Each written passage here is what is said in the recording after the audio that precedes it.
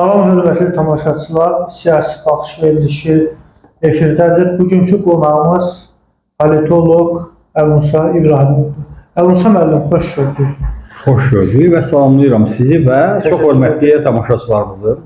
Çox sağ olun. Əlmusa müəllim, bilirsiniz ki, dünyanın gündəmini daha böyük bir problemlə üzü Hindistan və Pakistan müharibə astanasındadır və Pakistan da Azərbaycanın bilirsiniz strateji tərəfdaşıdır. Daima Azərbaycan dəstəkləyib. Artıq Türkiyə Pakistana əməli dəstək verdi. Hərbi nəqliyyat təyyarələri Pakistana göndərib. Yəni göründüyü kimi tərəflər arasında çox ciddi qarşıdurma ehtimalı var. Hətta sərhəddə müəyyən atışmalar olur. Sizcə Hindistan və Pakistan arasında müharibə genişlənə bilərmi? Daha da böyük arealda iki dövlət arasında müharibə nüvə müharibəsinə gətirib çıxara bilərmi? Çünki Hindistanın da əlində kifayət qədər nüvə var və Pakistanın da əlində nüvə silahı var. Həqiqətən bu günləri Pakistan və Hindistan münaqişəsi, yaxud da ki, münasibətlərin korlanması çox ciddi şəkildə dünya gündəminə düşmüşdür. Və mən deyərdim ki, müəyyən qədər Rusiya-Ukrayna müharibəsində, yaxud da ki, Trumpın Rusiya-Ukrayna müharibəsinin qarşısını alma istiqamətində göstərdiyi təşəbbüsləri, cəhdləri müəyyən qədər kölgə qoymuşdur və bundan çıxış edərək bəzi mütəxəssislər, politologlar hesab edirlər ki, Pakistan-Hindistan münaqişəsi məhz süni şəkildə Rusiya-Ukrayna müharibəsini kölgədə qoymaq üçün yaradılmışdır. Çünki Rusiya-Ukrayna münaqişəsinin qarşısının alınmasında Ukraynaya sərf eləməyən, yaxud da ki, bütün dünyaya sərf eləməyən bəzi müddəalar, şərtlər rəsmidir. Amma mən belə düşünmürəm və mən düşünmürəm ki, Pakistan-Hindistan münaqişəsi məhz süni şəkildə yaradılan və digər münaqişələri kölgədə buraxmağa xidmət edən bir münaqişədir. Nəyə görə belə hesab edirəm? Ona görə ki, Pakistan-Hindistan münaqişəsi bu günün münaqişəsi deyil. Əgər biz tarixə nəzər salsaq, 49-cu ildən bəri bu iki dövlət arasında dəfələrlə, hətta mən hesab edirəm ki, səhv eləmirəmsə 5-ci dəfədir ki, müharibə səviyyəsinə gəlib çatır bu iki dövlət. Və düşünürəm ki, həqiqətən səbəb var idi. Münaqişənin bu şəkildə qalxmasına səbəb var idi.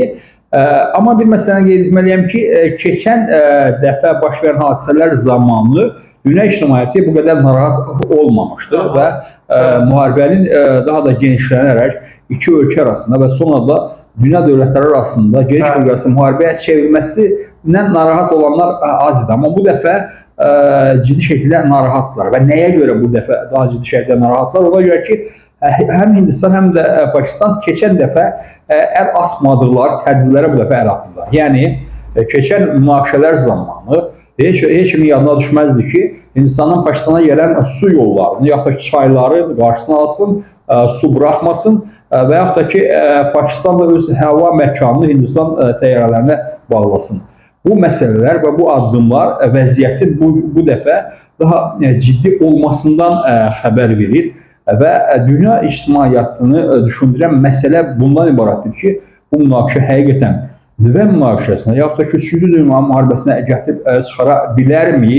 Əgər bilərsə, bu təkcə Pakistan və Hindistan üçün deyil, bütün dünya üçün çox ciddi fəlakət ola bilər. Hindistanda bilirsiniz, millətçi Modi oradakı hakimiyyətdədir və bu proseslərin qızışdırılması qəsdən Hindistan tərəfindən edilə bilərmi? Çünki orada turistlərə deyilir ki, terror həyata keçirildi. Bu terrorun arxasında Hindistan hökuməti dayana bilərmi? Bilirsiniz, heç şübhəsiz Hindistan müəyyən mənada maraqlı ola bilər bu hadisənin baş verməsində.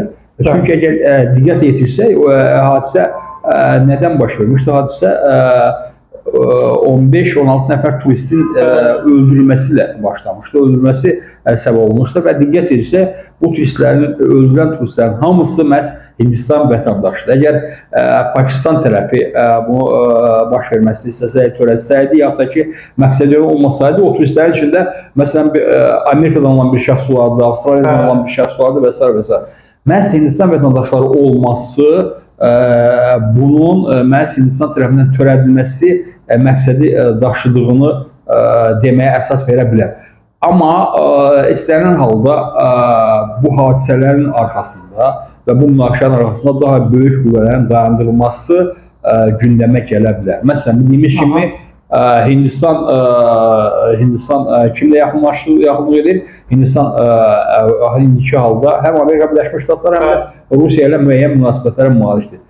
Pakistan isə kimlə yaxındır? Pakistan isə Çinlə yaxındır və bu bəzi mütəxəssislər irəli sürürlər ki, Amerika Birləşmiş Ştatları ilə Çin arasında olan münaqişə artıq uzaq şərqə gedib çıxır və yaxud da ki, hərbi fazaya gedib çıxır. Məhz Hindistan və Pakistanın ortalığa atılması ilə. Amma fikir verin, ABŞ-la Çin arasında qızışan iqtisadi ticari müharibəsini məhz indi bilirsiniz üstə düşür. Gəldi də Pakistan, Hindistan hərbi münaqişəsi. Burada Amerika Birləşmiş Ştatları Çini bu müharibəyə sürükləyə bilərmi bu məsələdə? Heç şübhəsiz Amerika Birləşmiş Ştatları maraqlı ola bilərdi ki, qlobal müharibə, yaxud da ki, Amerika Birləşmiş Ştatlarının Çinlə olan münaqişəsi, yaxud da ki, digər ölkələrlə münaqişəsi məhz bu səviyyədə həll olunsun və Amerika Birləşmiş Ştatları məhz proksi qüvvələrdən istifadə edərək müharibəyə qoşulsun. Amerika Birləşmiş Ştatları Çinlə müharibənin qızğın fazasına girməkdən çəkinə bilər və buna görə məhz ya Hindistanı, yaxud da ki, Çin tərəfindən Pakistanı müharibəyə təşviq edə bilər. Bu təbii ki, istisna deyil və bu haqqında düşünmək olar. Və eyni zamanda Hindistanın münaqişəyə başlamaqdan maraqlı olmasını sübut edən digər əlamət də Hindistanın məhz Pakistandan müəyyən qədər həm hərbi texnologiya baxımından, həm də ki, hərbi qüvvələr baxımından üstün olmasıdır. Və Hindistanda hesab edirlər ki, onun hərbi qüvvələri Pakistana qalib gəlmək iqtidarındadır. Və mütəxəssislər də iddia edirlər ki, əgər ciddi, geniş bir hücum başlayarsa, müharibə başlayarsa və üstəlik nüvə silahından istifadə olmaqla müharibə başlayarsa, bu Pakistanın dağıdılması, məhv olması ilə nəticələnə bilər. Çin müharibəyə qoşula bilər. Amma Hindistan da buradan ziyan çəkməmiş çıxmayacaq. Hindistan da ciddi şəkildə izlənməyəcək. Təbii ki, söhbət Çinin nə dərəcədə müdaxilə edib etməməsinə gəlincə və dünən Çinin Xarici İşlər Naziri bəyanat verdi ki, biz hər zaman Pakistanın arxasındayıq və bundan sonra da Pakistanın arxasında qalacaq. Təkcə Çin demədi, Türkiyədədir. Türkiyə hətta hərbi nəqliyyat təyyarələrini əlbəttə ki, Çin bir mənalı olaraq tərəfini saxlayır və arxasında dayanır. Və Çinin bu bəyanatı səsləndirilməsi kifayət edəcək ki, Hindistanın öz hərəkətlərinə bir qədər nəzarət eləsin. Yəni, və məhz Çinin Xarici İşlər Nazirinin bu bəyanatından sonra Hindistanın hərəkətlərində müəyyən qədər geri çəkilmə yaxud da ki, dayanma müşahidə olunur. Təbii ki, Türkiyədə Pakistan bu Türkiyə tərəfindən bəyanat verilməsinə ehtiyac belə yoxdur. Ona görə ki, Türkiyə Pakistanın dostudur, bəyanatlı, bəyanatsız Türkiyə həmişə Pakistanı dəstəkləyib və o cümlədən Azərbaycan da Türkiyə ilə bir yerdə Pakistanı dəstəkləyib və bütün məsələlərdə Pakistanı dəstəkləyəcəklər və sanki Azərbaycan üçün yeni bir şərait, yeni bir imkan yaradıb ki, Pakistana Azərbaycana etdiyi yardımın əvəzində nəsə eləsin və ən azından Azərbaycan yardım edə biləcək. Ən azından arxasında dayanmaq məqsədilə. Bilirsiniz, Azərbaycan Türkiyəyə bu günləri günahlandırırlar ki, Pakistana yardım edirsən falan, amma bu təkcə bugün deyil axı. Türkiyə bugün deyil, Pakistanla hərbi sahədə, siyasi sahədə, ictimai sahədə, iqtisadi ümumi sahədə əməkdaşlıq edir. Və bu günləri Türkiyənin 5 dənə təyyarəsinin Pakistana getməsini az qala böyük bir qlobal hadisə kimi təqdim edirlər, amma belə deyil axı. Türkiyə-Pakistan münasibətləri hər zaman olub və bu vaxta qədər də Türkiyə ilə Pakistan arasında hərbi sahələrdə müxtəlif əməkdaşlıqlar var. Həm gəmiqayırma sahəsində Pakistan Pakistan üçün Türkiyə 6-7 dənə korvet hazırlayır. Yaxud da ki, dronlar sahəsində Bayraktar bildiyimiz kimi 10-a yaxın Bayraktar dəstə alıb Pakistan və digər sahələrdə də münasibətlər var. Eyni zamanda Türkiyə də Pakistandan müəyyən silahlar alır, raket dəstələr alır və s. və s. Və bu hərbi sahədə əməkdaşlıq bugünün məsələsi deyil, amma bu günlər Pakistanın ehtiyacları səbəbindən daha da artırıla bilər və heç bir ölkə bu məsələdə Türkiyəni qınaya bilməz, yaxud da Türkiyənin qarşısına heç nə çıxarda bilməz. Azərbaycandakı bir mənalı şəkildə Azərbaycan əlbəttə ki, Azərbaycan Pakistana yardım edə bilər. İndi qalıb hansı sahədə yardım etmək? Bildiyimiz kimi Azərbaycanın hərbi sənayesi də son illər, xüsusən də ki 2020-ci ildən sonra, 44 gün müharibədən sonra çox sürətlə inkişaf edir. Nəyə görə? Ona görə ki, Azərbaycanda artıq Azərbaycan rəhbərliyi hərbi sənayeni inkişaf etdirilməsinin Azərbaycan üçün nə qədər əhəmiyyətli olduğunu başa düşürlər və eyni zamanda indi müharibədən sonra imkan yaradılır ki, hərbi sənayeni inkişaf etdirsinlər və bugün heç məsələ deyil ki, Azərbaycan xarici ölkələrə bu və digər silah növlərini satır və təbii ki, o silah növlərindən bugün Pakistana da verə bilər, sata bilər və s. Pakistan olsun, təsis olmasında bu adımları ata bilər və niyə də olmasın? Aydındır. Yaxın Şərqdən danışırıq. Müsəmməli Hindistan-Pakistan müharibəsi və bu əlbəttə ki, bizim regiona da çox ciddi təsir edə bilər. Çünki Pakistan və Azərbaycan arasında İrandır. İranın da İsraillə də düşmənçiliyi var. Bilirsiniz, proseslər, yəni Azərbaycan ətrafında proseslər gedir və İran da prezidenti bilirsiniz, Azərbaycana gəldi. Bir növ Azərbaycan bir mərkəzsiz rol oynayır regionda. İran prezidenti gəldi, çox yüksək səviyyədə qarşılandı və əlaqələrin normallaşması onun prezidentliyi dövründə düşünürəm ki, mümkün olacaq. Amma İsrailin baş naziri Benyamin Netanyahunun da artıq may 8-də Azərbaycana gələcəyi artıq qeyd edilir. Nə oldu? İsrailin baş naziri İranın prezidenti səfərindən sonra Azərbaycana gəlir və hətta Türkiyənin də prezidenti may ayında Azərbaycana gələcək. Yəni İsrail nə istəyir? İsrailin regionda maraqları nədir? İran prezidentinin səfərindən sonra bu səfər nəyə hesablanıb? Çox maraqlı vəziyyət yaranıb. Çox maraqlı vəziyyət yaranıb. Bu İran-Azərbaycan əlaqələrinə mənfi təsir edə bilərmi? Çox maraqlı vəziyyət yaranıb və mən qeyd etməliyəm ki, bir qədər irəli gedib qeyd etməliyəm ki, Azərbaycan artıq mərkəzə keçirilir. Bəlkə də ki, vasitəçilik mərkəzinə çevrilir desəm, heç də səhv etmərəm və həqiqətən İran prezidenti Azərbaycana səfər elədi.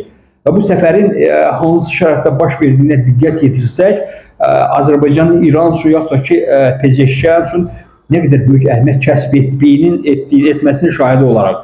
Təsəvvür edin ki, ölkədə çox ciddi partlayış baş verib İranda və hərbi vəziyyət elan olunub, aləm bir qədər qarışıb və s. Bu şəraitdə heç bir dövlət rəhbəri ölkəsini qoyub başqa ölkəyə səfər etməz. Amma Pezeşkan bütün bunlara baxmayaraq Azərbaycana səfər etdi. Bu, Azərbaycanın İran üçün və Pezeşkan üçün nə qədər böyük əhəmiyyət kəsb etdiyindən xəbər verir və həqiqətən və İran özündən, sonra Azərbaycandan, digər müxalif qüvvələrindən də aldığımız məlumatlara görə bu səfərin heç İranın özündə də baş tutmasına mane olan qüvvələr var idi. Bildiyimiz kimi orada da Azərbaycana qarşı olan qüvvələr var və onlar da hesab edirlər ki, Pezeşkan Azərbaycana gedəndən sonra Azərbaycan-İran münasibətləri daha da inkişaf edəcək və mənfi qüvvələr, bu münasibətlərin əleyhinə olan qüvvələr daha da məyus olacaqlar. Yəni Azərbaycan-İran münasibətləri inkişaf etdikcə bunlar məyus olacaqlar. Hətta sizin də qeyd etdiyiniz kimi Pezeşkan Azərbaycana gəlməmişdən qabaq da Netanyahunun Azərbaycana səfər etməsi haqqında məlumatlar sızdırılırdı və hətta bunu Pezeşkana qarşı istifadə etməyə çalışırlar ki, sən gedirsən, Netanyahu sonra gedir və bu nə məsələdir filan bəsməkan. Və mən hesab edirəm ki, Pezeşkan bütün məsələlərə baxmadan, heç nəyə eşitmədən Azərbaycana gəldi və onun gəlib və burada keçirdiyi görüşlər həqiqətən onun doğru qərar qəbul etməsini sübut elədi. Ona görə ki, biz hamımız şahidi olduq və burada keçirilən görüşlər və orada verilən bəyanatlar və bundan sonra Azərbaycan-İran münasibətlərinin yüksək səviyyəyə qalxmasını bir mənalı sübutudur və belə də olacaq. Və təbii ki, Pezeşkanın Azərbaycanda qarşılaşması və bundan sonra gedib Türkiyədə qarşılaşması, iki qardaş doğma xalq arasında, millət arasında körpülərin daha da möhkəmləndirilməsi bu hər iki tərəfin xeyrinədir, mənafeyinədir. Və indi gələk Netanyahunun Azərbaycana səfərinə və səfərin az qala eyni vaxtda təsadüf etməsin. Bu təsadüfdürmü? Təbii ki, mən təsadüf hesab etmirəm. Və bəzi mütəxəssislər Netanyahunun Azərbaycana səfərini məhz Pezeşkanın səfərinin nəticələrini neytrallaşdırmaq üçün atdığını söyləyirlər. Amma mən belə düşünmürəm. Mən bir qədər optimistəm və müsbət tonlarla yaxınlaşıram və mən hesab edirəm ki, Netanyahu, nə də ki Pezeşkan, nə də ki dünyanın heç bir lideri bugün Azərbaycana öz nöqteyi nəzərini diktə etməyə imkanı yoxdur. Azərbaycan bugün öz dövlət maraqları istiqamətindən çıxış edərək addımlar atır.